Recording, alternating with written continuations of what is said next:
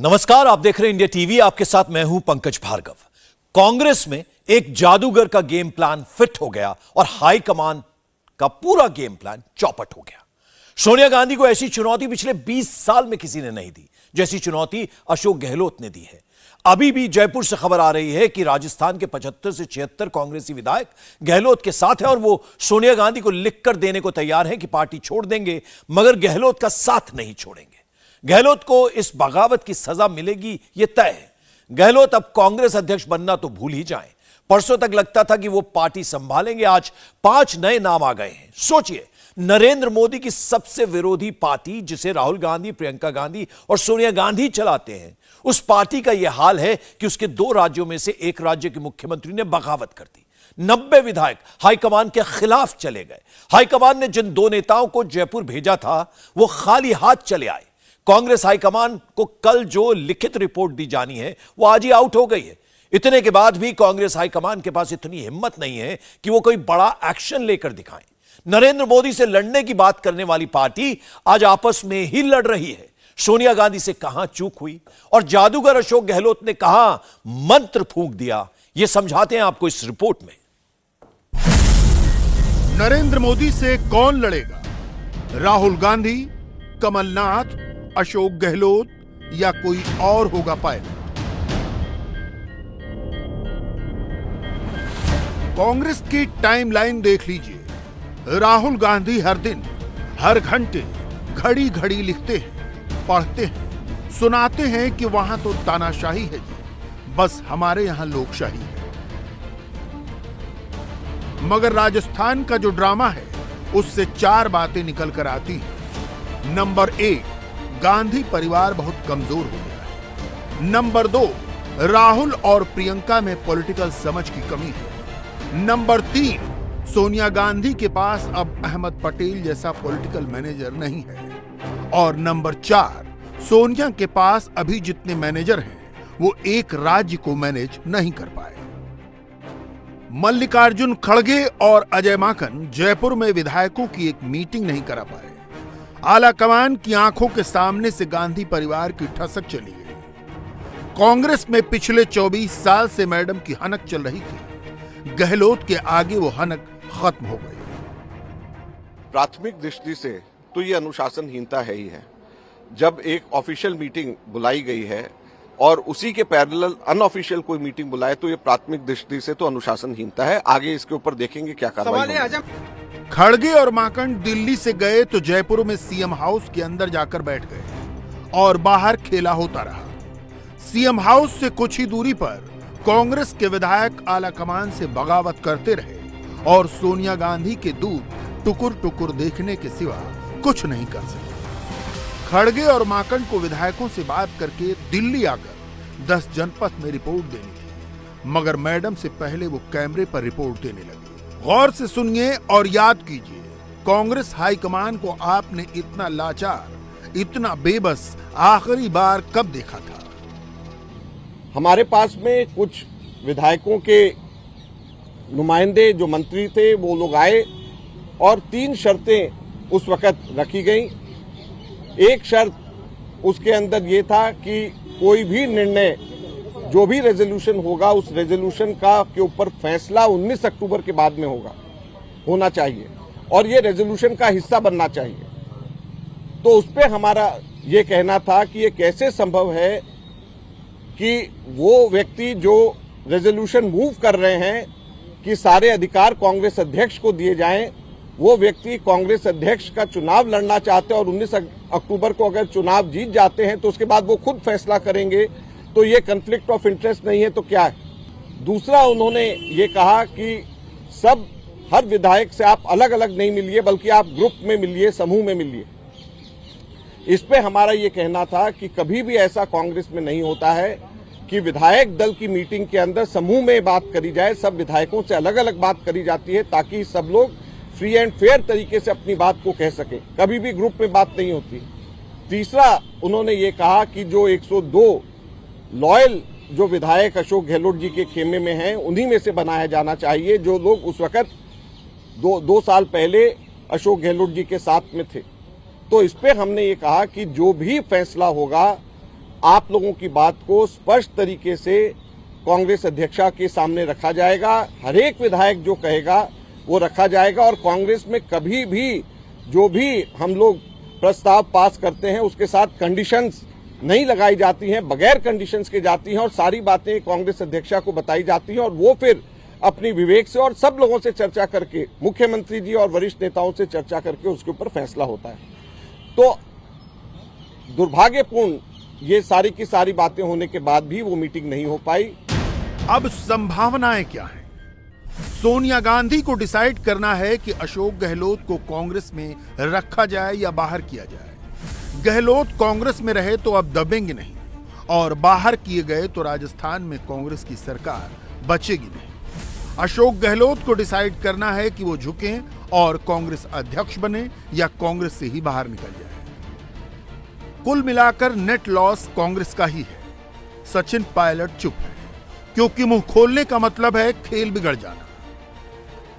और राहुल गांधी पैदल चले जा रहे हैं। कहने को उनकी यात्रा का नाम भारत जोड़ो है, लेकिन पीछे से कांग्रेस टूटती जा रही है। अशोक गहलोत पिछले 50 साल से कांग्रेस में हैं। 45 साल पहले वो विधायक बन गए थे। अशोक गहलोत 5 बार सांसद रहे, 3 बार विधायक बने और तीसरी बार सीएम की गद्दी पर बैठे हैं। हर सरकार के साथ एंटी इनकम्बेंसी होती है, लेकिन गहलोत के साथ अभी भी राजस्थान के 92 विधायक हैं। संख्या बल को देखते हुए इतना तो कहा ही जा सकता है कि राजस्थान कांग्रेस विधायक दल के असली नेता अशोक गहलोत ही हैं। ऐसे अशोक गहलोत को राजस्थान के सीएम की कुर्सी से उतारकर कांग्रेस प्रेसिडेंट बनाकर दिल्ली लाने का डिसीजन सोनिया गांधी, राहुल गांधी और प्रियंका गांधी ने लिया। राहुल गांधी प्रधानमंत्री बनना चाहते हैं। मां, बेटा और बेटी मिलकर जिनको पार्टी अध्यक्ष बनाने चले थे, वो अध्यक्ष बनने से पहले ही आंखें दिखाने लगा। गांधी नेहरू परिवार ने गहलोत के अंदर खानदान का वफादार देखा था। तीनों का जजमेंट गलत हो गया। अब आला कमान के पास देखिए 2 ही विकल्प है, या कांग्रेस की जो ओवरऑल हम सिचुएशन देखें, या तो अशोक गहलोत सरेंडर कर दे, आके माफी मांगे। दूसरा बात यह है कि कार्रवाई हो, शो कॉज नोटिस इशू हो। अब वो शो कॉज नोटिस इशू होगा तो उससे एक और कन्फ्रंटेशन की स्थिति होगी। मोटे मोटे तौर पे जो अशोक गहलोत का कांग्रेस अध्यक्ष बनने का मामला था, वो अब मुझे साफ तौर से खटाई में पड़ता नजर आता है। कांग्रेस अध्यक्ष बनना कोई छोटी बात नहीं है, मगर गहलोत को पार्टी से दिक्कत क्यों हुई? झगड़ा कहां से शुरू हुआ? अशोक गहलोत 2 बार राहुल गांधी की भारत जोड़ो यात्रा में गए। दोनों बार उन्होंने राहुल से यही पूछा कि अगर मैं दिल्ली गया तो मुख्यमंत्री किसे बनाएंगे। राहुल ने हर बार यही कहा कि दिल्ली का फैसला हम पर छोड़ दीजिए। राहुल गांधी की यात्रा में सचिन पायलट भी गए। वहां दिग्विजय सिंह से उनकी मुलाकात हुई और अगले ही दिन दिग्विजय सिंह ने एक व्यक्ति एक पद का मुद्दा छेड़ दिया। नपीतुली बात हुई थी कि आप कांग्रेस के अध्यक्ष बन रहे हैं, वहां पर एक बड़ी उसकी एक मॉरल अथॉरिटी होती है, उसको एक पद का पे निर्वाह करनी चाहिए। और उन्होंने उनसे कहा था, और सोनिया गांधी ने उनसे कहा था कि आप राजस्थान की फिक्र हमारे ऊपर छोड़ दीजिए। और मुझे लगता है कि अशोक गहलोत जी का एक हृदय परिवर्तन हुआ है, या अभी रात तक फिर वो घर वापसी उनकी इस तरीके वैचारिक रूप से हो जाएगी, ये आने वाला समय बताएगा। लेकिन जो वहां हुआ वो उनकी मर्जी के बिना नहीं हो सकता था। तो असल में हुआ ये कि कांग्रेस अध्यक्ष बनने के लिए राजस्थान के मुख्यमंत्री की कुर्सी छोड़ने को गहलोत राजी नहीं हुए, क्योंकि राहुल गांधी के साथ 2 मुलाकातों में उनको पता चल गया कि अगर वो कांग्रेस अध्यक्ष बन भी गए तो रहेंगे गांधी परिवार के रबर स्टैंप। अशोक गहलोत गांधी परिवार के रबर स्टैंप बनने को तैयार नहीं हुए। 2 साल पहले की तस्वीर याद कीजिए। सचिन पायलट के खिलाफ गहलोत क्या क्या बोल रहे थे। हम जानते थे कि निकम्मा है, नाकारा है, कुछ काम नहीं कर रहा है, खाली लोगों को लड़वा रहा है। मेरे साथ हो कि नहीं हो, मैं आपको सब्जी बेचने नहीं आया हूँ, मैं मुख्यमंत्री बनाया हूँ। तय कर लो तुम। कल तो अशोक गहलोत के घर खड़े थे, परसों तुम AICC में CP जोशी के कमरे के बाहर खड़े थे। मैं कैसे विश्वास तुम्हारे ऊपर करूँ? इस लैंग्वेज में वो 7 साल निकाले हैं। फिर भी राजस्थान में हमारा कल्चर ऐसा है, हम नहीं चाहते हैं कि दिल्ली में लगे कि राजस्थान में आपस में लड़ाई लड़ रहे हैं। एक शब्द किसी ने नहीं बोला उनके खिलाफ में। इतना उनका मान सम्मान रखा। कैसे सम्मान दिया जाता है प्रदेश कांग्रेस अध्यक्ष को, वो मैंने सबको सिखाया है राजस्थान के अंदर। कैसे प्रदेश अध्यक्ष जी आए तो खड़े होना चाहिए हम लोगों को। उम्र पीछे है, पद बड़ा होता है गरिमा का। ये तमाम कल्चर मैंने सिखाया यहाँ के नेताओं को। मान सम्मान दिया, पूरा सब कुछ किया। वो व्यक्ति कांग्रेस की पीठ के अंदर छुरा भोंके जाने के लिए तैयार हो जाए। सचिन पायलट बागी हुए तब गहलोत इसे बीजेपी का खेल बता रहे थे। गहलोत खुद बागी हुए तो भी उनके सपोर्टर कहते हैं कि विधायकों की नहीं सुनोगे तो बीजेपी आ जाएगी। भाजपा का षड्यंत्र विफल हो गया। बीजेपी राजस्थान में सरकार गिराना चाहती है। जैसा उस वक्त हुआ था वैसा अब चालू हो गया है। अब सरकार बचाना जरूरी है। मैंने मुख्यमंत्री अशोक गहलोत जी से कहा है, आपकी जादूगरी चलानी पड़ेगी। अरे कहाँ, हमको तो notice ED, income tax, CBI के आते ही रहे हैं, उनका भी जवाब देते हैं, परिवार के नोटिस का भी दे देंगे। नोटिस से कोई टेंशन है क्या? सोनिया गांधी जी और राहुल गांधी जी के आह्वान पर खून बहा देंगे सड़कों पर जब वो आवाज देंगे। लेकिन डेमोक्रेसी है, डेमोक्रेसी में अचानक एमएलए को पता चलता है मीटिंग हो गई, कोई अफवाह फैलती है तो क्लियर कर दीजिए, परिवार का मामला क्लियर हो जाएगा। लेकिन बीजेपी जो षड्यंत्र कर रही है सरकार गिराने का, उस षड्यंत्र से बचाने के लिए यदि एमएलए इकट्ठे होकर कोई बात कह रहे हैं तो वो बात सुनी जानी चाहिए।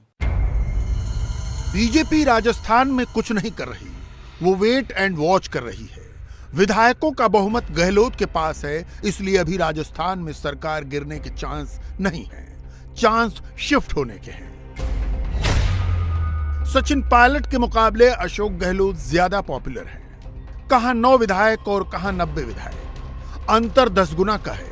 बीजेपी के लिए इससे अच्छा क्या होगा कि सचिन पायलट कांग्रेस में रह जाएं और अशोक गहलोत ही कांग्रेस से निकल जाएं। सोनिया गांधी से गहलोत की शिकायत हो चुकी है, उनको कांग्रेस अध्यक्ष नहीं बनाने की डिमांड भी उठ चुकी है। गहलोत के भरोसेमंद मंत्रियों पर एक्शन का मतलब होगा अशोक गहलोत पर एक्शन। ऐसे नाजुक मोड़ पर अशोक गहलोत के बारे में बीजेपी के वो नेता बोल रहे हैं जो पहले कांग्रेस में थे। बड़ी छोटी सोचते लोग ने, बड़ी उथे एक किस्म की कॉन्ट्रोवर्सी चलिया रहनिया ने, एक दूजे नू टंग खिंच के थले लियाना, इस किस्म का काम ये बड़ा कॉमन है उस कांग्रेस पार्टी दे विच। आज कांग्रेस पार्टी किसी और को ब्लेम नहीं कर सकती है। जो कुछ घटनाक्रम हो रहा है खुद अपनी देन है।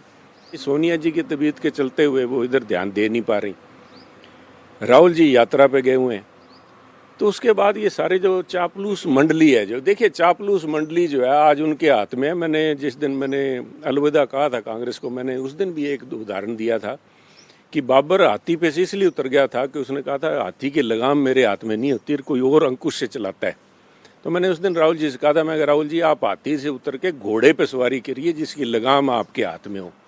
ये लगाम 3 लोगों के हाथ में है। लगाम जैसे पंजाब का बेड़ा गर्क अंबिका सोनी और इन्होंने मिलके कर दिया।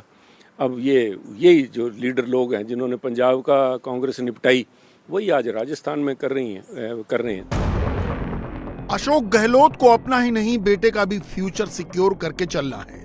वैभव गहलोत ने आज ही राजस्थान क्रिकेट एसोसिएशन के प्रेसिडेंट का पर्चा भरा है। अब बिना सेंटर की मर्जी के, बिना अमित शाह की रजामंदी के वैभव गहलोत आरसीए प्रेसिडेंट बने रहे, इसकी संभावना कितनी है ये गहलोत भी अच्छी तरह समझते हैं। मैंने ये बताया हो सकता है, लेकिन मोदी जी से मैं तो नहीं मनवा सकता हूं कि तुम वापस। जम्मू कश्मीर में आज ही गुलाम नबी आजाद ने नई पार्टी बनाई है। गहलोत आगे क्या करेंगे, इसमें क्या आजाद भी एग्जाम्पल होंगे? दरअसल कांग्रेस में जो नेता 65 से 70 साल का हो जाता है, उसे अपने परिवार की, अपने बेटे बेटियों की चिंता सताने लगती है।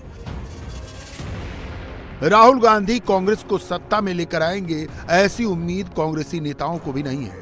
कांग्रेस में बस वही टिका हुआ है जिसकी अपनी सीट कंफर्म लग रही है। फिर भी एक परंपरा है कि हाईकमान की वाहवाही करनी है। जहां पर भी कांग्रेस और कांग्रेस प्रेसिडेंट और आला कमान होंगे वहां मैं होंगी। और जहां तक आप बार बार इस बात को चलाते हैं गुटों को, मैं स्पष्ट कर दूं, मैं किसी व्यक्ति पूजा में नहीं हूं। मैं सिर्फ और सिर्फ कांग्रेस की पूजा करती हूं। मैं किसी गुट में ना पहले थी, ना अभी हूं, ना कभी होंगी। पहले होटल में थी तो किसी प्रत्येक गुट में थी। मैं उस वक्त भी किसी व्यक्ति विशेष गुट में नहीं थी। वहां पर भी अधिकृत विधायक दल की मीटिंग हो रही थी, और उस वक्त कांग्रेस प्रेसिडेंट ने 3 ऑब्जर्वर्स भेजे थे, अजय माकन जी, केसी वेणुगोपाल और सुरजेवाला जी, और वहां पर भी अधिकृत विधायक दल की मीटिंग हो रही थी, तब मैं वहां थी। और अधिकृत मीटिंग जो विधायक दल की अगर टिम्बकटू में होगी तो मैं आपको टिम्बकटू में नजर आऊंगी। राजस्थान के विधायक अभी जादूगर के सम्मोहन में हैं। वो खेल भी रहे हैं और खेल देख भी रहे हैं। सवाल है कि कांग्रेस में क्या खेला हो रहा है और वो किस रास्ते जा रही है। कांग्रेस में अब तक फर्स्ट फैमिली को अल्टीमेट ग्लू माना जाता था, फेविकॉल का मजबूत जोड़ जो टूटता नहीं। कांग्रेसी चाहे कितना भी लड़ लें, 10 जनपद आकर सिर झुका लेते थे। लेकिन अशोक गहलोत ने जैसलमेर में बैठकर जयपुर में ऐसा जादू दिखाया कि 2 दिन के अंदर अंदर यह लगने लगा कि गांधी फैमिली ही कांग्रेस की सबसे कमजोर कड़ी है। जिस दिन प्रधानमंत्री बनने वाले सोनिया गांधी से मिल रहे थे, उसी रात पता चला कि सोनिया तो अपना एक राज्य तक नहीं संभाल पा रही। ऐसे में कांग्रेस में अध्यक्ष पद का चुनाव हो रहा है। 17 अक्टूबर को कांग्रेस अध्यक्ष की गद्दी पर कौन बैठेगा? अशोक गहलोत कल तक रेस में फर्स्ट थे, आज लास्ट हो गए। शशि थरूर G23 के मेंबर रह चुके हैं, इसलिए उनके चांस भी कम हैं। गहलोत के बागी हो जाने का मतलब है कांग्रेस में ओबीसी समुदाय के सबसे प्रभावशाली नेता का बागी हो जाना। जयपुर कांड के बाद 3 नए नाम रिंग में आए हैं, मल्लिकार्जुन खड़गे, कमलनाथ और मुकुल वासनिक। खड़गे और मुकुल वासनिक दलित हैं। इनमें से खड़गे नरेंद्र मोदी से कितना लड़ पाएंगे, यह संसद के हर सत्र में दिखता है। कमलनाथ जब मध्य प्रदेश के मुख्यमंत्री थे तो अपनी सरकार तक नहीं बचा पाए। बचे मुकुल वासनिक तो उन पर गांधी परिवार सबसे बड़ा दांव लगा सकता है। महाराष्ट्र में बुल्ढाणा लोकसभा सीट से 3 बार और रामटेक सीट से 1 बार सांसद रहे मुकुल वासनिक के पास प्रशासन और शासन दोनों का अनुभव है। वो NSUI से राजनीति में आए और गांधी फैमिली के भी करीबी हैं। मुकुल वासनिक का नाम अध्यक्ष पद की रेस में तब भी आया था जब 2019 में राहुल गांधी ने पद छोड़ा था। अब गहलोत की बगावत ने मुकुल वासनिक के लिए रास्ता खोला है। और इधर हमारे देश में पिछले कुछ दिनों से हर घर में यह बात होती है कि देश में नफरत की मात्रा जरूरत से ज्यादा हो गई है। हिंदू और मुसलमान हर बात पर लड़ रहे हैं। नमाज, हिजाब, मंदिर, मस्जिद, खाना, गाय, रंग, फिल्म, हर चीज पर लड़ाई शुरू हो जाती है, मानो नफरत पर बना बांध टूट गया हो। आज हम आपको नफरत का बांध तोड़ने वाले के बारे में बताएंगे। ये 1, 2 नहीं, हजारों लोग हैं जो मोदी, योगी, बीजेपी, RSS के विरोध में देश के खिलाफ खड़े हो गए हैं। ये हिंदुओं के खिलाफ लड़ाने की साजिश रच रहे हैं। ये अगड़े हिंदुओं के खिलाफ दलित और पिछड़े हिंदुओं को अपना हथियार बनाना चाहते हैं। इनका सामूहिक चेहरा है PFI। PFI का हिंदू मुसलमानों को लड़ाने वाला प्लान और इरादा सब कुछ खुलकर सामने आ गया है। NI के 202 छापों से निकली कहानी में यह प्लान दस्तावेजों में दर्ज है, कागज पर इबारत और जमीन पर सबूत। देखिए PFI पर सबसे सनसनीखेज खुलासा।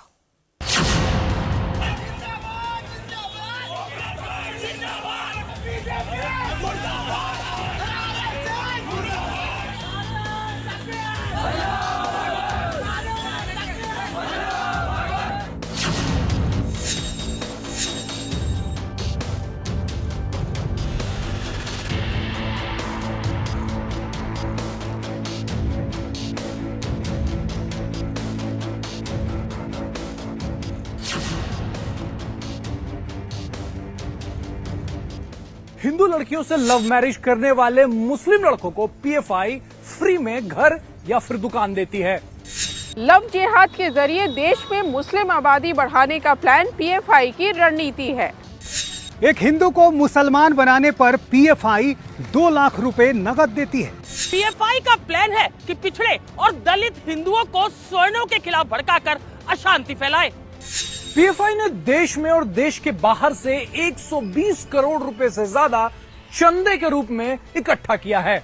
PFI लगातार देश में संघ BJP, योगी मोदी और आतंक विरोधी मशीनरी के खिलाफ प्रोपेगेंडा फैला रहा है। PFI देश में और देश के बाहर एक बड़ा नैरेटिव बना रहा है कि भारत में मुसलमानों पर अत्याचार हो रहा है। आपकी टीवी स्क्रीन पर एक पुलिस एफआईआर है। 23 सितंबर 2022 को मेरठ में दर्ज की गई है। 7 धाराओं के अधीन 4 आरोपियों पर नामजद है। एफआईआर के मुताबिक आरोपी मोहम्मद शादाब, मुफ्ती शहजाद, मौलाना साजिद, मोहम्मद इस्लाम के पास बरामद पेन ड्राइव और दस्तावेज में देश को चौंकाने वाली बातें पता चली हैं। इसमें उत्तर प्रदेश के सीएम योगी आदित्यनाथ के लव जिहाद के खिलाफ दिए गए बयान हैं। भारत को इस्लामिक राष्ट्र बनाने की रणनीति के दस्तावेज इंडिया 2047 है। भारत को गजवाए हिंद बनाने की साजिश के सबूत हैं। हिंदुओं को काफिर बताकर उनकी हत्या करने की चाल है। 1993 के दंगों का वीडियो है। इस्लामिक स्टेट का वीडियो है। कश्मीरी मुजाहिदीन के वीडियो हैं। ईडी, एनआईए, सीबीआई के खिलाफ मैटर है। हिंदू, दलित और पिछड़ों को सवर्णों के खिलाफ लड़ाने की चाल है। पुलिस प्रशासन और न्याय व्यवस्था में पीएफआई समर्थकों की संख्या बढ़ाने की योजना है। आरएसएस में पीएफआई के जासूस समर्थकों को भर्ती करवाने की साजिश है और हिंदू संगठनों की जासूसी कर उन्हें मिटाने का मास्टर प्लान जैसे बेहद खतरनाक और भड़काऊ प्लान से भरे हुए हैं। इसके अलावा पुलिस की एफआईआर में आरोपियों के हवाले से एक और बात कही गई है, वो ये कि केरल के मंजीरी में पीएफआई ने कराटे ट्रेनिंग का कैंप लगाया।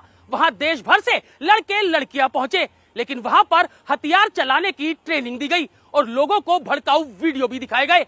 वहां पीएफआई ने ऐसा साहित्य भी पढ़ने को दिया जो देश और हिंदुओं के खिलाफ भड़काने वाला था। एफआईआर में दी गई जानकारी के मुताबिक पीएफआई का मकसद गजवाए हिंद की स्थापना है। भारत में इस्लामिक राष्ट्र की स्थापना के लिए अपने काडर को हथियार और गुरिल्ला युद्ध की ट्रेनिंग देना है। भारत सरकार के खिलाफ छद्म युद्ध छेड़ना है। सरकार में पीएफआई के मुखबिरों का एक सिस्टम बनाना है।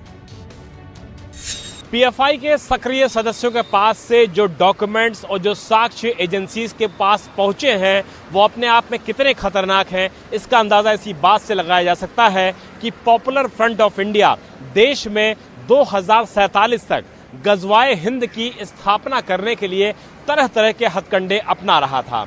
गजवाए हिंद के साथ साथ पीएफआई अपने सदस्यों को इस बात की भी ट्रेनिंग देने की तैयारी कर रहा था कि कैसे बॉम्ब और आईडीज को बनाया जाता है, कैसे मार्केट में बॉम्ब को दगाया जाता है, कैसे एक जहां पर लोगों को इकट्ठा करने के बाद मास डिस्ट्रक्शन किया जाता है। इसके अलावा मुस्लिम नौजवानों के मन में खून भरने के लिए गजवाए हिंद के साथ साथ अयोध्या कांड का भी जिक्र किया जा रहा था ताकि उनको आसानी से बरगलाया जा सके। लेकिन ये डॉक्यूमेंट्स एजेंसीज के पास पहुंचने के बाद निश्चित तौर पर पीएफआई के उन सभी मंसूबों पर पानी फिर चुका है जिसके जरिए वो देश में गृह युद्ध छेड़ने जैसी मुहिम को आगे बढ़ा रहे थे। एजेंसीज का मानना है कि जैसे जैसे इस मामले का इन्वेस्टिगेशन आगे बढ़ेगा, नए और ऐसे चौंकाने वाले खुलासे सामने आ सकते हैं जो पीएफआई को सीधे तौर पर बैन करने में कारगर साबित होंगे। पीएफआई के छापों के दौरान उसके हर ऑफिस में कंप्यूटर और दूसरे आधुनिक आईटी उपकरण मिले हैं, लेकिन वो अपने काडर को भारत और मूर्ति पूजकों के खिलाफ क्यों ट्रेनिंग देते थे, ये बहुत डराने वाली बातें हैं। पीएफआई ने अपने काडर को बताया कि मूर्ति पूजकों का खून कुत्तों के खून के बराबर होता है। डेमोक्रेसी मुसलमान के लिए गुनाह है। पीएफआई अपने कैडर को व्हाट्सएप के जरिए भी जोड़ता था। उन्होंने दर्जनों व्हाट्सएप ग्रुप बना रखे थे। अपने कैडर को वो ये बताते थे कि कॉल करने के लिए वीपीएन नेटवर्क का इस्तेमाल करें ताकि ना तो कोई उनके कॉल को सुन सके और ना ही रिकॉर्ड कर सके।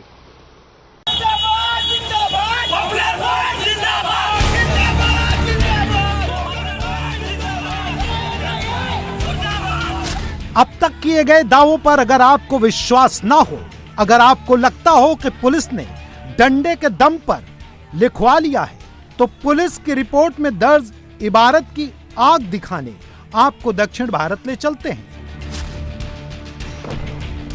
जहां पीएफआई के लोगों पर आरएसएस कार्यकर्ताओं के घर में घुसकर हमला करने के आरोप लग रहे हैं। केवल तमिलनाडु में सितंबर महीने में 15 दिन में 19 हमले का दावा किया गया है।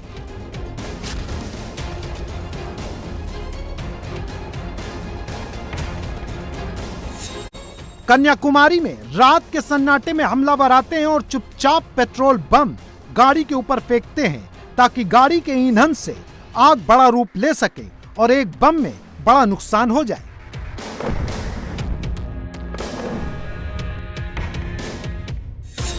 मदुरई, रात के अंधेरे में एक लड़का हाथ में 2 बम लेकर दौड़ते हुए आता है और घर के भीतर बारी बारी से 2 बम फेंककर पीछे से आ रही मोटरसाइकिल पर बैठकर भाग जाता है। कोयंबटूर, चहल पहल भरी बाजार में देर रात दुकान में बम से हमला किया जाता है। चेन्नई में आरएसएस के कार्यकर्ता के घर पर रात को हमला होता है, जिसके निशान घर के बाहर देखे जा सकते हैं। At around 4 o'clock, I heard the thunder sound. Immediately came out and saw that fire was flowing like anything. Then immediately I alerted my family members, asked them to open the door. Immediately they have opened. I thought it is a electric short circuit, but unfortunately it is not there because inside there are a lot of lights are there. Fan is also working. So I decided something else is gone. Then immediately I opened the door and I saw that immediately I put out the fire. That fire was put off. Then immediately I called the police control room and they came at around 4:30. दक्षिण भारत में RSS और BJP सहित दूसरे हिंदूवादी संगठनों पर हमले का खौफ कितना ज्यादा है, इसको समझने के लिए साउथ जोन के आईजी आसरा गर्ग को सुनना चाहिए, जिन्होंने बताया है कि रात में 20,000 पुलिसकर्मी गश्त में लगाए गए हैं। Apart from this, in all the districts of South Zone, we have been providing the best possible security arrangements to all the people, places, vulnerable places and people, their houses, their residences, houses and official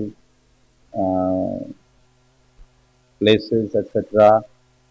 Their sheds, etc., their auxiliary buildings, etc., all are being guarded. Almost 20,000 policemen and policewomen are doing this duty. Apart from that, we are also holding some peace meetings with important members of the society, so that aspect is also really taken care of, and we are taking appropriate action.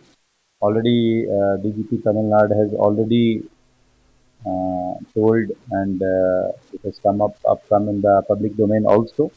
So I am reiterating that again, that whoever is indulging in such violent actions, illegal activities, definitely strong, stringent action will be taken against them, including wherever required detention under National Security Act. अब हम आपको बिहार के अररिया ले चलते हैं और दिखाते हैं कि पीएफआई ने कैसे जमीनी स्तर पर मुसलमानों के बीच अपनी जगह बनाने के लिए रेवड़ी जिहाद छेड़ रखा है, जिसमें इलेक्शन के लिए फंड देने से लेकर स्कूल में दाखिला दिलाने, इलाज करने के लिए पैसा देने सहित भीतर ही भीतर क्या कुछ चल रहा है, समझाते हैं।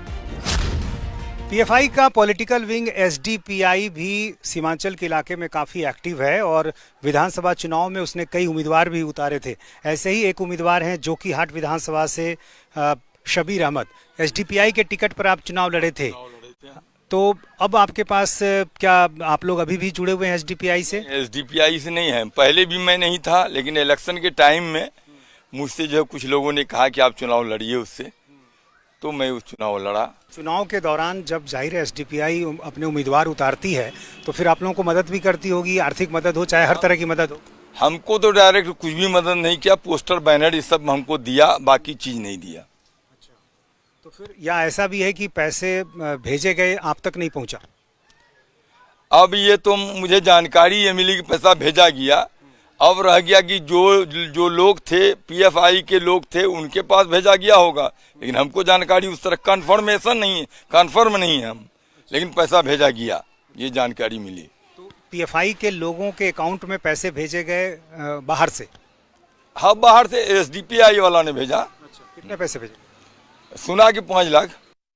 वही पहले बैग एक बार बांटा था, उसके बाद तो फिर कहाँ कुछ हो उसके बाद। जब वो लोग आते हैं तो क्या कहते हैं, किस तरह से जोड़ने की कोशिश करते हैं आप लोग? हम लोग को ना बड़े बड़े लोगों को जोड़ते हैं ना, वो सब हम लोग को ना मतलब जो मतलब एजेड है वो सबसे बात करता है। क्या कहते हैं उनको, किस तरह की बात कहते हैं? सुनिए तो ना है, मतलब जानकारी इतना है कि आते हैं वो लोग, बड़े बड़े लोगों से बात करते हैं। पोस्टर बैनर झंडा लेकर आते हैं? हाँ हाँ। बांटने में क्या बांटते हैं, क्या कहते हैं? एक बार सुने थे 5-6 साल पहले वही बैग दिया था बच्चा लोग को स्कूल सब में, छोटा छोटा जो गांव विलेज में स्कूल है उसी में दिया था बैग और बुक। कुछ तो बांटने के समय बोला होगा ना? का जी बोलेगा, बोला दिया गरीबों के लिए बांटा था, तो जो गरीब था उन्हीं लोग को दिया है। क्या दिया? बैग बहुत सारा सामान देता है ईद में, जैसे राशन वगैरह देता है, और जो गरीब रहता है उसको चावल देता है, गेहूँ देता है, बहुत सारा सामान देता है। जैसे ईद का टाइम जो आता है वो सब देता है, जो फल फ्रूट रहता है गरीबों के लिए, और गरीबों को मदद करता है, जो भी उन लोग साथ में नहीं होता है वो सब सामान देता है लोग। बस रेहाब जो स्कूल है वो भी पीएफआई से जुड़ी संस्था का ही स्कूल है, तो पीएफआई के लोग जब यहाँ आए तो किस तरह से आपकी मदद करते हैं? जिस तरह से करता है उसी तरह से, जैसे बैग देते हैं, किताब देते हैं। स्कूल में फीस भी लगती है? नहीं। स्कूल में पैसे लिए जाते हैं? नहीं लेते हैं पैसे। अब हम आपको एक तस्वीर दिखाते हैं। ये तस्वीर है सफीक पैट की। इन्हें लखनऊ एटीएस ने चेन्नई से पकड़ा है। पैट के खिलाफ ईडी की जांच में बड़ा खुलासा हुआ है। पीएफआई के 120 करोड़ रुपए के फंड की जानकारी मिली है। कल हमने आपको पूर्णिया में करोड़ों के बैंक खाते की तस्वीरें दिखाई थी, और अब सफीक पैट से पूछताछ में ये 120 करोड़ वाला सच सामने आया है। पीएफआई यानी कि पॉपुलर फ्रंट ऑफ इंडिया की जानकारी उठाने के लिए और उनको समझने के लिए देश की कई सारी एजेंसीज पूरे देश भर के लगभग 12 राज्यों में छापेमारी कर चुकी हैं। इस दौरान जो डॉक्यूमेंट्स, जो साक्ष्य एजेंसीज को मिले हैं वो बेहद चौंकाने वाले हैं।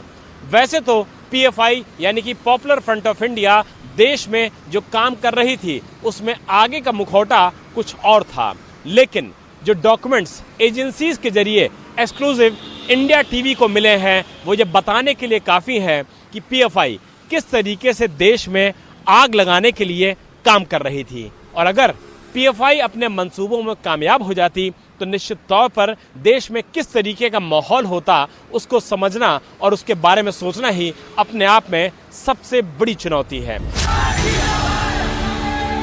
पीएफआई ने पूरे देश में धीरे धीरे अपने कदम जमा लिए हैं। महाराष्ट्र के पुणे जैसे शहरों में पीएफआई की तगड़ी पकड़ है। एनआईए छापों के बाद वहां लगातार आक्रामक प्रदर्शन हो रहे हैं। लोग इस उभार से हैरान हैं। पुणे में छापे विरोधी नारेबाजी में पाकिस्तान जिंदाबाद के नारे लगने का भी आरोप था। अंकिता की पोस्टमार्टम रिपोर्ट आ गई है। अंकिता को डुबाकर मारा गया था। शरीर पर 4-5 जगह जख्म के निशान मिले हैं। उत्तराखंड के एक बड़े पावरफुल नेता के बेटे पर आरोप लगा है। पुलकित आर्य ने मर्डर क्यों किया यह राज खुल सकता था अंकिता का वो दोस्त जो मौत से पहले तक अंकिता के लगातार संपर्क में था, जिस दोस्त से अंकिता अपने ऊपर बीत रहे हर दर्द को शेयर कर रही थी। रिपोर्टर भास्कर मिश्रा ने अंकिता के इसी दोस्त को ढूंढ निकाला। अंकिता के सबसे करीबी दोस्त पुष्प को अंकिता सब कुछ बताती थी, सारे गम और खुशियां शेयर करती थी। रिजॉर्ट में सताए जाने पर अंकिता ने पुष्प को क्या बताया, बहुत गौर से सुनिए इस एक्सक्लूसिव रिपोर्ट में। अंकिता के मर्डर की असली वजह भले ही खुलकर सामने नहीं आई हो, लेकिन एक बात बहुत हद तक पुख्ता होती दिख रही है कि अंकिता को रिजॉर्ट का मैनेजर पुलकित आर्य तंग कर रहा था, उसे छेड़ता था, अंकिता को गलत काम करने के लिए दबाव बनाता था। अंकिता के दोस्त पुष्प ने एक्सक्लूसिव बातचीत में बताया कि कैसे पुलकित के रिजॉर्ट में अंकिता का दम घुटता था। आपकी क्या बात हुई थी, वहां पे किस हालात में थी और किस तरह से उसको परेशान किया जा रहा था, उसके बारे में कुछ बताया था आपको? मतलब ऐसा तो हम रेगुलर कांटेक्ट में थे, मगर ऐसी कुछ मतलब मुझे शुरू में ऐसा कुछ सिचुएशन लगी नहीं कि मतलब इतना बड़ा थ्रेट भी हो सकता है उसकी लाइफ को। उसको पहली बार छेड़ा गया था तो मैं उससे मिलने भी गया था वहाँ पे। सुना आपने, पुलकित शुरू से ही अंकिता के पीछे पड़ा हुआ था। अंकिता पर हर वक्त वो बुरी नजर रखता था। कौन छेड़ा था पहली बार? ये पुलकित आर्यन ने पहली बार मतलब ड्रिंक करके उसको छेड़ा था एक दिन। ये बात होगी, एग्जैक्ट डेट याद नहीं है, मगर ये 7-8 तारीख के बाद की बात है। ठीक है, मतलब फर्स्ट वीक की लगा लीजिए आप, फर्स्ट वीक के अराउंड। ठीक है। हाँ, तो उसके बाद नेक्स्ट डे मतलब अंकिता ने मेरे को बताया था, उसने नहीं बताया था, उसने नेक्स्ट डे बताया था मुझे कि ऐसा ऐसा हुआ रात को। तो मैंने उनको बोला भी था कि जगह सेफ नहीं है, ये पहली बार हुआ तो आगे भी हो सकता है। तो उसने बोला हाँ अब मैं यहाँ काम नहीं करूंगी। तो पूरी प्लानिंग थी वहां से निकलने की, तो उसने फिर शाम को आके मना लिया उनको जैसे मर्जी की यहाँ काम करे। ठीक है, हाथ पैर जोड़ के मुझे सॉरी ये गलती हो गई, उनको मना लिया था। तो उसके बाद कोई ऐसा इंसिडेंट नहीं हुआ, मतलब अगर जिससे थोड़ा पता लगता कि हाँ मतलब कभी ऐसा कुछ हो सकता है आगे लाइफ में जाके, तो शायद हम बचा लेते उसको। अंकिता की गुमशुदगी की रिपोर्ट 18 सितंबर को लिखवाई गई थी, लेकिन इस पूरे केस में 17 सितंबर की तारीख काफी अहम है। एक चैट है जिसमें ये कहा जा रहा है कि उनको ऑफर दिया जा रहा था 10,000। जी हाँ, वो एक दिन पहले की है, 17 तारीख की है वो। 17 तारीख की बातचीत है वो। उसके बारे में थोड़ा सा बताइए कि क्या हुआ था, क्या बता रही थी आपको वो? बस वो 17 तारीख को उन्होंने ये बताया था कि एक लड़का था वहाँ पे, अंकित, जो उनका पर्सनल असिस्टेंट है, जो थर्ड एक्यूज्ड है वहाँ पे जी।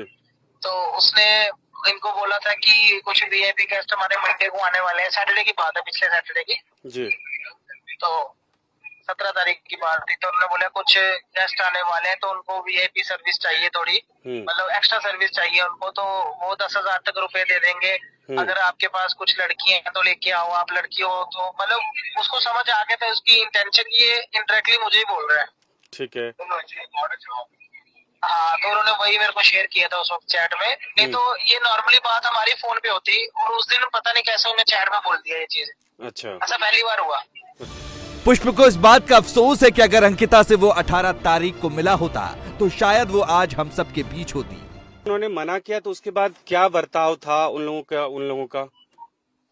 तो शायद फोन पे होती तो मैं थोड़ा मतलब बता सकता था कि कैसा बिहेवियर रहा, कैसा मतलब उनका मूड था उस वक्त, अगर फोन पे बात हो पाती तो। अच्छा, तो आपको कभी तो फिर वही नेक्स्ट डे की बात है। नेक्स्ट डे वही नॉर्मल बातें हो रही थी, मतलब लगा नहीं को कुछ हो सकता है रात को। बाकी मुझे इतना पता नहीं था कि उस दिन हुआ क्या एक्चुअली।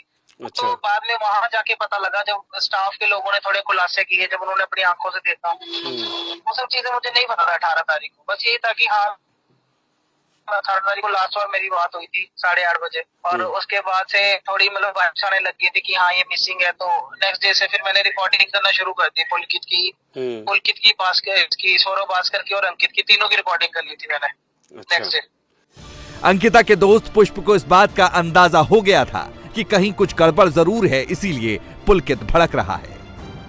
अच्छा, पुलकित को जब आपने कन्फ्रंट किया, आपको क्या लगा कि वो कुछ छुपा रहा है या कुछ नहीं बता रहा है? हाँ, आपने ऑडियो सुनी होगी ना पुलकित की? जी हाँ, वो मैंने शेयर की थी वो, तो उसमें दूसरी साइड मैं ही बोल रहा हूँ। आप उसमें देखिए वो कैसे मतलब बहाने बना रहा है, टाल मटोल कर रहा है, बातें घुमा रहा है, जब मैं उससे सवाल पूछ रहा हूँ कुछ। इंडिया टीवी हर वक्त हर जगह डाउनलोड करने के लिए सर्च करें India TV news Google play store या ऐप स्टोर पर।